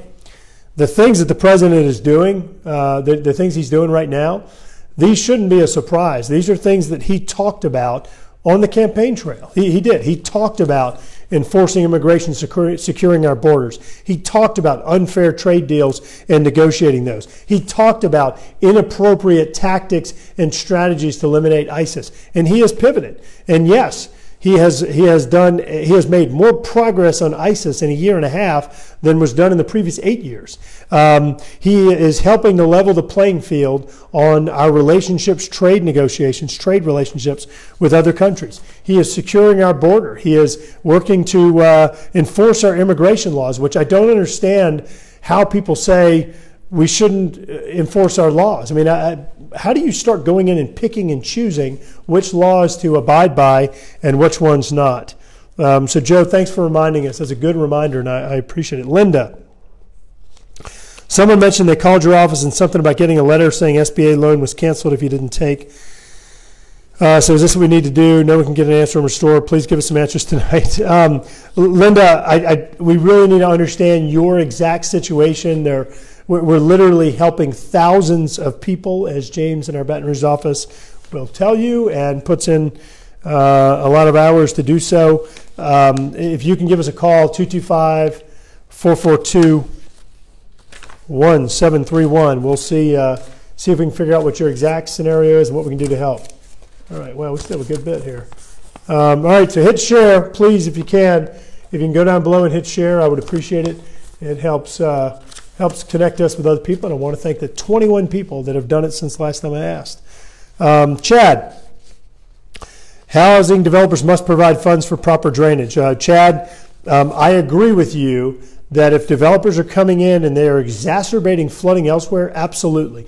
That needs to be, just like you mitigate for environmental impacts or traffic impacts or what have you, that should be part of the consideration. Kathleen, is there any way to get rid of Medicare windfall? I work for the great state of Louisiana, earned my 40 quarters. I think you're talking about Social Security windfall elimination. And Kathleen, I agree with you 100%. Kevin, I think I got plenty. I know you do. You've been on for 142. Okay. 140? 140. Oh, wow. Gosh, we've been on here for an hour and 40 minutes. Some of us need to get a life, huh? All right. Well, no wonder I keep drinking water. Hold on, I'm gonna take another sip of water. I think I earned it.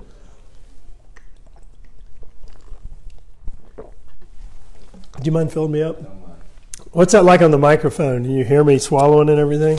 Sorry about that. Kathleen, Congressman Rodney Davis of Illinois has a bill to fix both windfall elimination and government pension offset. It does it for current retirees as well as future retirees.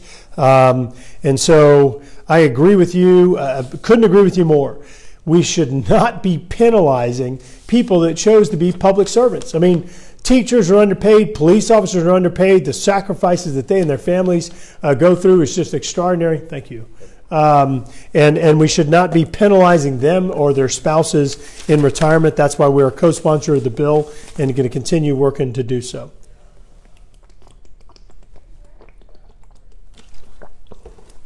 Sorry about that. Okay.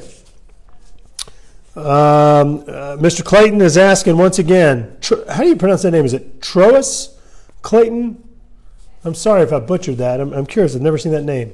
Can you give us an update on flood protection for River Parish of St. John and St. James? And that's the West Shore project again. It has been around for 44 years. After 42 years, and I got to Congress, we were able to extract it from the 42-year study process.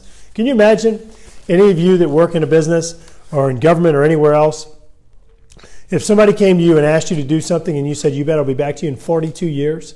I mean, come on. So we authorized it for construction in December 2016, got full funding. We just announced a few weeks ago. I know that our parishes in St. John, St. Charles, and St. James are very excited. We are as well. And that project should be moving to construction. So we're really, really excited about that. Let's see. Lisa, I want the congressman to call for an audit of shelter at home. Lisa, I believe that's actually already been done. And I agree. I think that shelter at home was a phenomenal idea. I think it was a disaster in execution.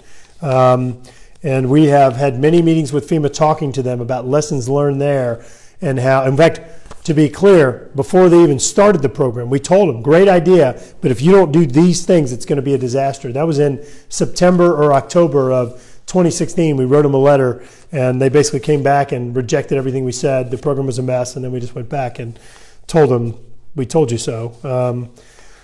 Let's see. Paul Hart Miller, what's the status effort to extend flood insurance program?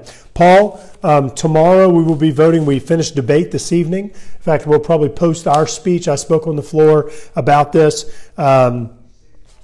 We'll be posting that video up, but we will be voting tomorrow. We finished debate. We're going to vote tomorrow on extending the program through the end of November, buying us 4 months to sit down and negotiate perhaps some reforms. But if you're bored enough to watch the whole debate, you will see that it is extremely concerning what some of the people that are, how do I nicely say this, that are very involved in this discussion, some of the things that they believe, because they're just wrong. And this is a very frustrating issue, and you can see the steam coming out of my ears, or at least hear it in my speech. Adrian, November.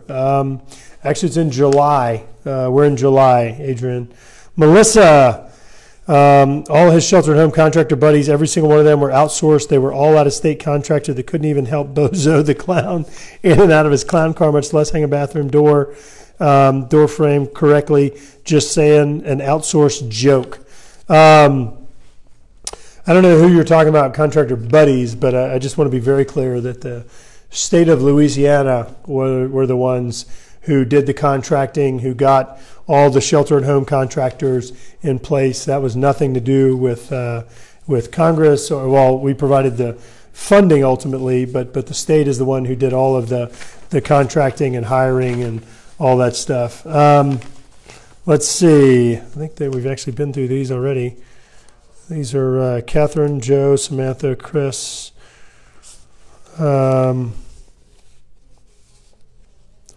Chad, yep. Dickie, yep. We already responded to those. Yeah,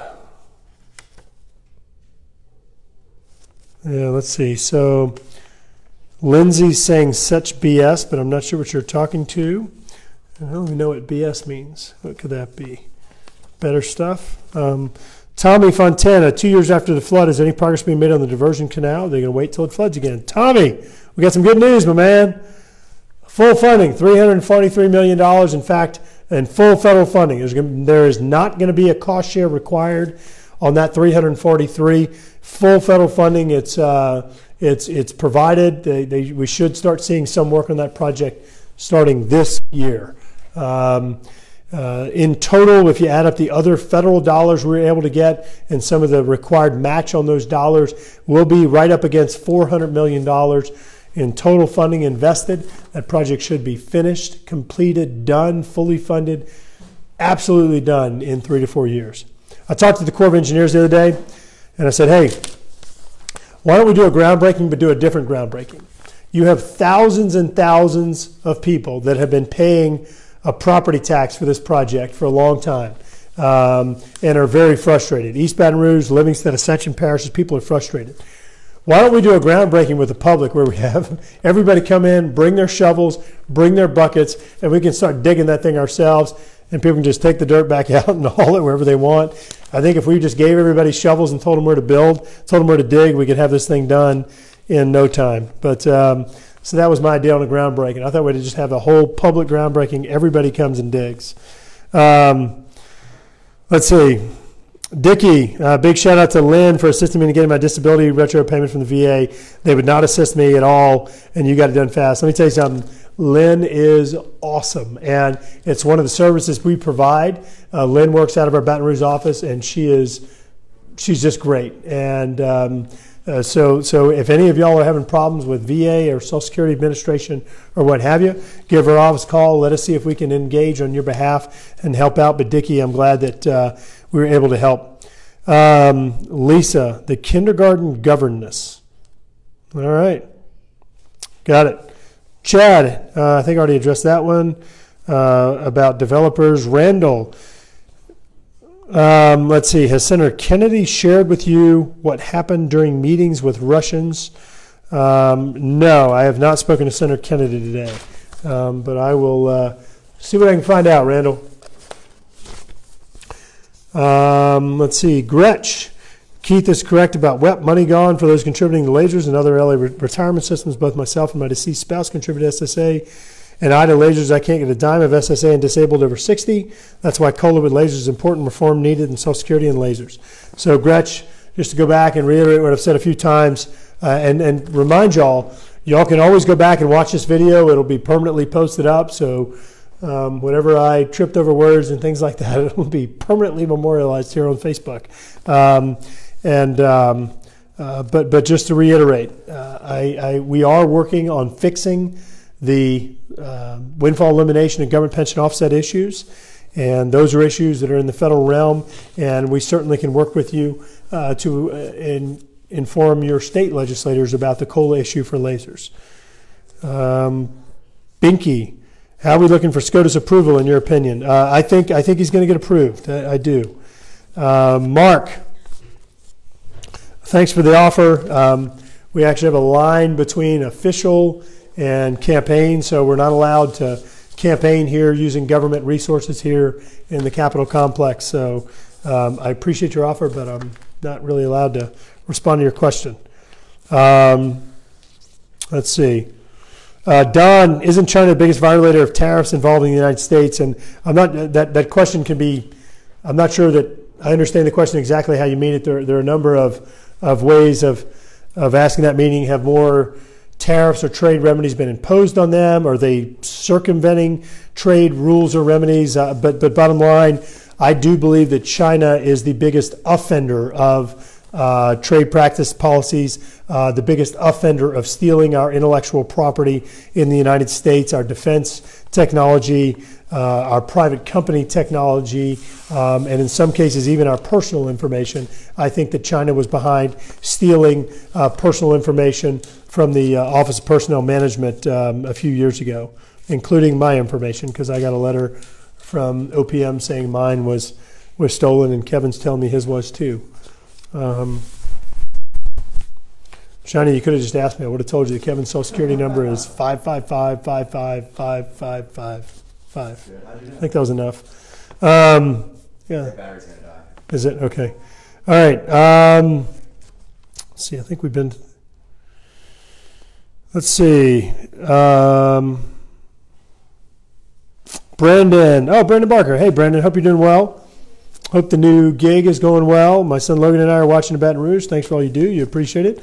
Donald, will you don't support the president, so I will not vote for you no more. Donald, I think I addressed this earlier. I support the president the majority of the time, but as Joe Hughes, even Joe Hughes, who's a hardcore President Trump supporter, even Joe came out and acknowledged that, look, it's my job to represent South Louisiana. I'm not here to represent the president of the White House. I support him the far majority of times. I think this president has had remarkable accomplishments, but when there are things that he does that are not in South Louisiana's interest, it is my job, it is my responsibility, it is my obligation to stand up and push back. And you know what? When we've done that, we've actually been pretty successful in getting them to change in a way that's actually better for South Louisiana. And I've cited this example twice already, but I'll say it again. The president proposed to cut our offshore energy revenue sharing, as did President Obama.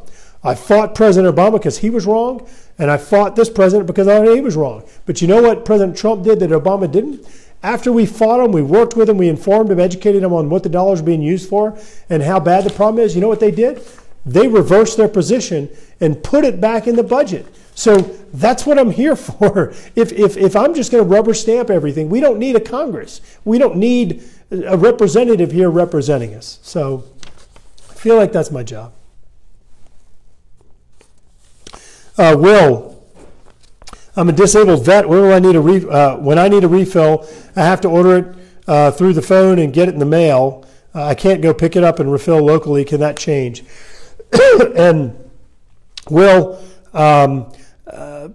we are trying to provide more flexibility there, number one. Number two, if we can get, if a local pharmacy can match the price and we're not getting gouged on drug costs, then absolutely that should happen, and you should have that flexibility. Let's see. TD. The only reason the governor extended the Restore program people would apply was to get more government funding because they're not helping many people. You know, actually, where's my iPad? So, Dini, I think I showed this a while back, but I'll do it again. This is a graphic that was on the front page of the Advocate back in the first week in March. And let's see if I can get the... Come on, catch up with me, screen. Give me a sec. Just want to make sure I'm in the right place. You can see this. All right, that's good enough, right? So what this shows is that in the first week in March, about a year and a half after we made our first appropriation, $60 million in funds were dispersed or actually given to flood victims. $75 million was paid to administer giving out $60 million. I mean, I want that contract, right? This is the Restore program. We gave them a total of $1.7 billion.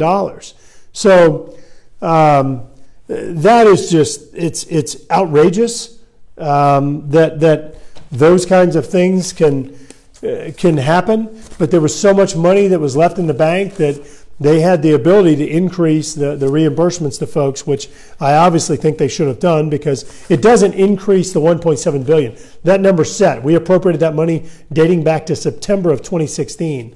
How much juice we got? You need to wrap.